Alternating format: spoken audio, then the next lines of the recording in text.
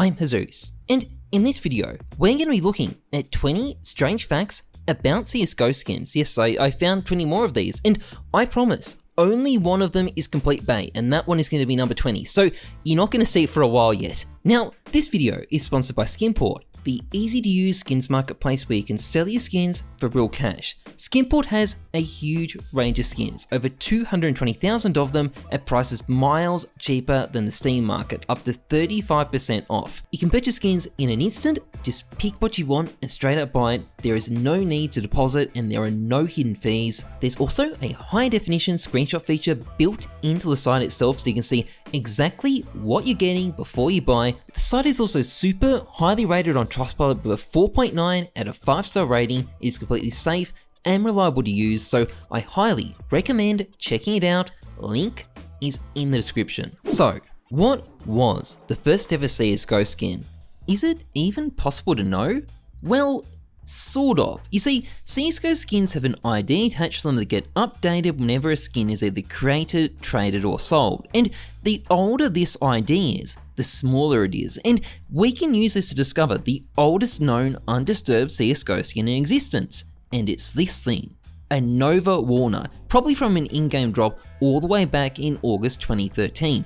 Interestingly, someone wants to buy it off this guy too. They probably don't realize that would change the ID and ruin the point of the skin, but anyway, we can also use this to find the oldest known knife too, a gut knife slaughter. Luckily, the owner of it got himself fact banned, preserving this nice little time capsule for us. He may also be dead based on his comments, but either way, thank you, bud. But there definitely are items in CSGO older than both of these skins, and the reason why is because the oldest CSGO item isn't a skin, it's actually the Operation Payback Pass, which released in April 2013. I was gonna buy one as an example for the video, but then I saw the price tag and I was like, yeah, nah, but this is actually CSGO's first ever item from more than 4 months before the release of skins. But anyway, back to skins. Do you know what the smallest collection in CSGO is? You might not, most people forget it exists these days, but it's actually the Black Site collection, which has a single skin in it, the MP5 Lab Rat, only available as a souvenir as well. It's not a bad skin, it's just not that great either, but do you know what the biggest collection is? It may not be what you expect. You see, most cases these days have 17 skins in them, which is a lot, but it's less than the 19 skins you can find in any of the Operation collections from the last 2 operations, and there are 6 collections like this. So, are these the biggest collections? Well, no. The biggest collection is actually the Huntsman collection. And although it looks like it only has 15 skins, there are actually 5 more skins in this collection. They were removed from the case when one of the co-creators got caught up in the HOW DMCA debacle, but they are still part of the collection, meaning it has 20 skins in total, making it the largest collection in the game. That said though, in terms of the biggest number of items in any one container, none of these collections even come close. The winner there is the Berlin Minor Challenges capsule, which has 165 different stickers in it. The reason this capsule is the most items of any container in CSGO is pretty simple. Basically, it has the 8 normal teams in it, plus the 2 extra teams that were sent back to the qualifiers after going 0-3 in the Legend stage of the IEM Katowice Major, plus an extra Challengers team forfeited their spot, which meant there was an extra spot up for grabs at the Minor, which meant you had 11 teams, each with 5 players, each with 3 stickers in the capsule, which is quite a lot when you add them up.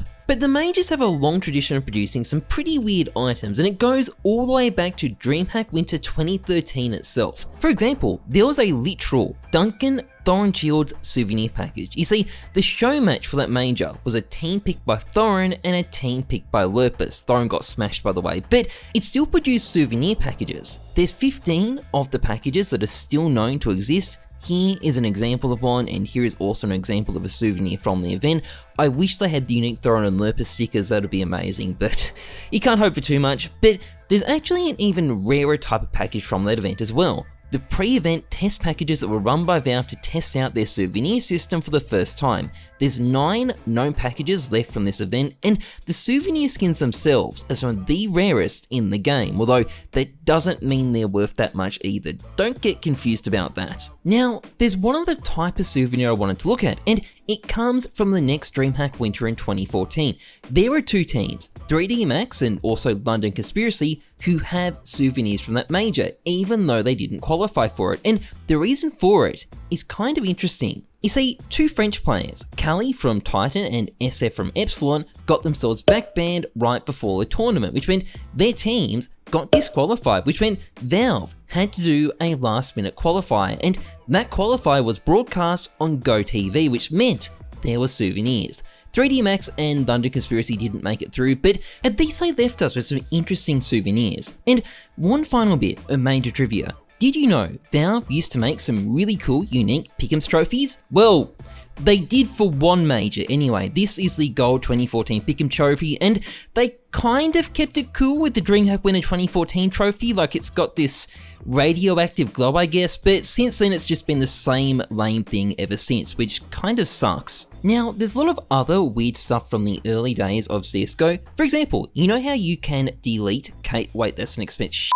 Anyway, you know how you can delete cases? Well, up until May 2014, you could do exactly the same thing with skins.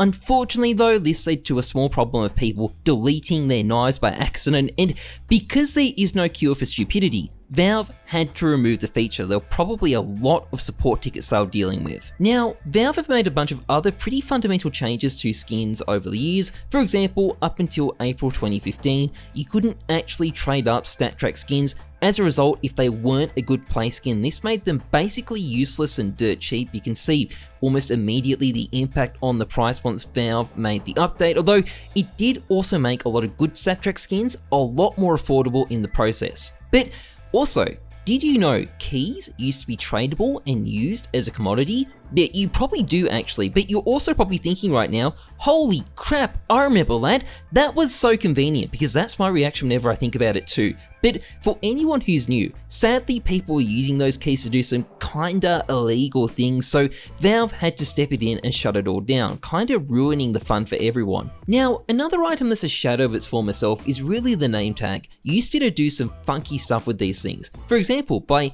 entering the right code into the name tag, you could make your skin have a colored name. There's only a few different options, but it was still a very popular exploit. But there was actually an even crazier exploit possible with them too. By using either this code, or this code, you could use them to get a literal help message to pop up around your crosshair in game. I'm not joking, it looked like this, or this. Now, these messages would go away when you picked up the gun, like they didn't just sit there in the middle of your screen while you were trying to aim. It wasn't game breaking, it was just funny. But sadly, Panorama UI removed all these exploits. But don't worry, there is an actual game breaking bug still possible of name tags. Now, I will say, I've had trouble finding any good guides on how this sort of stuff is done, so I will be kind of light on that sort of detail, but a few weeks ago, I got sent this skin while I was streaming, and it has a name tag that looks like this. Now, if you're wondering how he got this effect, this is what the actual text on the name tag looks like, and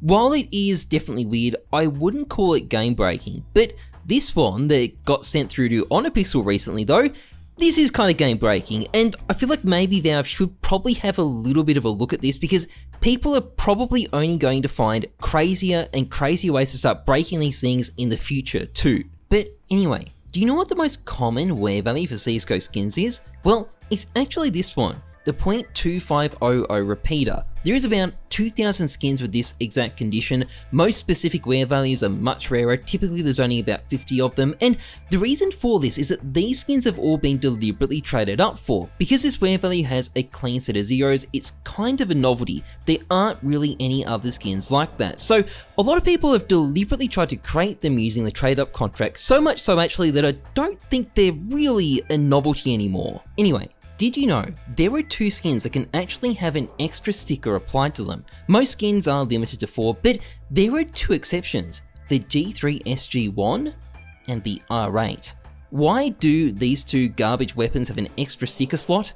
I don't f***ing know, it's very weird, but it is a thing, and I think it definitely qualifies as a strange fact. And for our second last fact, you know how when you get a case drop it has a 1% chance of being a discontinued case, aka a rare drop? That's not the fact by the way, that's just the background, but what I'm getting to is that there are actually 5 cases which are fully discontinued. The 3 esports cases, the Shattered Web case, and the Broken Fang case. You can't get these as a rare drop. The number of them left can only ever go down. Why?